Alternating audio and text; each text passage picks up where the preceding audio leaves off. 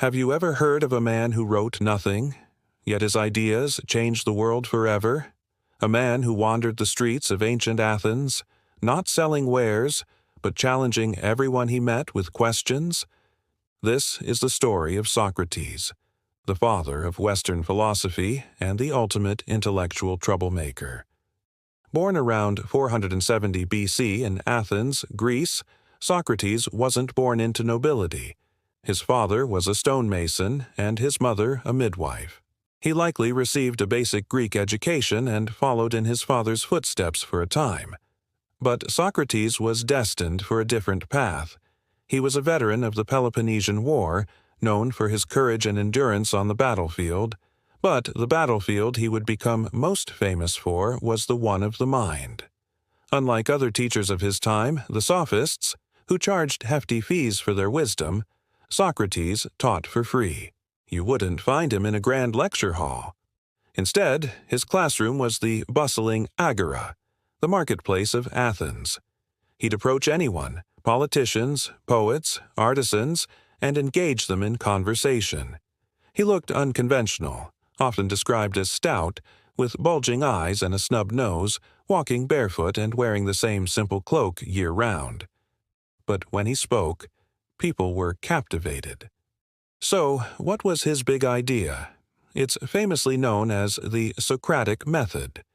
Socrates believed that the path to true wisdom wasn't about having all the answers, but about asking the right questions. He would start with a simple question, like, "What is justice?" or "What is courage?" His conversation partner, often a self-proclaimed expert, would give a confident answer. But then Socrates would dissect that answer with a series of follow-up questions, revealing contradictions, inconsistencies, and hidden assumptions. This process, called elenchus, often left his companions feeling confused and humbled, a state Socrates called aporia. It wasn't about embarrassing them. It was about showing them the limits of their own knowledge. His most famous quote sums it all up. "The only true wisdom is in knowing you know nothing." He believed that acknowledging one's own ignorance was the very first step toward enlightenment. This method was revolutionary. It shifted the focus of philosophy from studying the natural world to examining human ethics, morality, and the soul. Socrates urged people to know thyself. He believed that an unexamined life is not worth living. For him, the ultimate goal was not wealth or fame, but the care of one's soul through the pursuit of virtue and knowledge. He argued that no one knowingly does wrong. If people truly understood what was good, they would naturally choose it. Evil, in his view, was simply a product of ignorance. Socrates never wrote any of his philosophies down. Everything we know about him comes from the writings of his students, most notably Plato, and Xenophon, and from the playwright Aristophanes, who satirized him in his comedy, The Clouds. Plato, his most brilliant student, became the primary source for Socrates' life and ideas. Plato's dialogues are a series of philosophical dramas where Socrates is the main character, engaging in these famous intellectual spars. It's through Plato that the Socratic legacy was preserved and passed down through millennia. However, not everyone in Athens was a fan. His constant questioning of authority and tradition rubbed many powerful people the wrong way. They saw him as a social gadfly, a pest who was corrupting the youth and undermining the city's democratic and religious beliefs. His followers were young, aristocratic men, including the controversial Alcibiades, and this association didn't help his public image. The political climate in Athens was tense after its defeat in the Peloponnesian War, and people were looking for a scapegoat. In 399 BC, at the age of 70, Socrates was put on trial. The official charges were impiety, failing to acknowledge the gods of the city, and corrupting the youth. In his defense, as recounted in Plato's Apology, Socrates didn't beg for his life.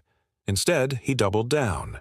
He argued that he was a gift from the gods to Athens, a gadfly sent to sting the lazy horse of state into action. He claimed that his service to philosophy was the best thing he could do for the city. He proposed his punishment should be a reward: free meals at the public's expense for the rest of his life, an honor reserved for Olympic champions.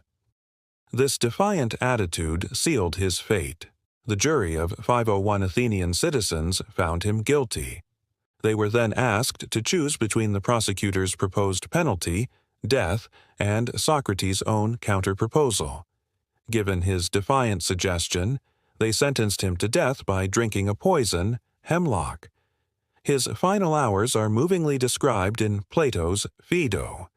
His friends gathered in his prison cell, distraught, trying to convince him to escape, an opportunity that was secretly arranged. Socrates refused. He argued that he had lived his entire life under the laws of Athens, and to flee now would be to betray his own principles. He faced his end with tranquility and courage, discussing the immortality of the soul with his friends until the very moment the hemlock took effect. Socrates' death is one of history's great ironies. The city that prided itself on democracy and freedom of speech executed its most devoted seeker of truth. But in death, his influence only grew. His martyrdom transformed him from a local eccentric into a timeless symbol of intellectual integrity and the fight for principle. His student, Plato, went on to found his academy, the first institution of higher learning in the Western world. Plato's student, Aristotle, in turn, taught Alexander the Great. The intellectual lineage is staggering. From Athens to Rome, through the Islamic Golden Age and the European Renaissance, the questions Socrates first asked continue to resonate. His method of critical thinking is the bedrock of modern science, law, and education. Every time a teacher encourages a student to think for themselves, every time we question an assumption, every time we strive to live a more examined life, we are walking in the footsteps of Socrates. He left no books, no buildings, no great fortune. He left something far more powerful, an idea. The idea that asking questions is more important than having answers, and that the pursuit of wisdom is the noblest journey of all. Thank you so much for joining me on this journey back to ancient Athens.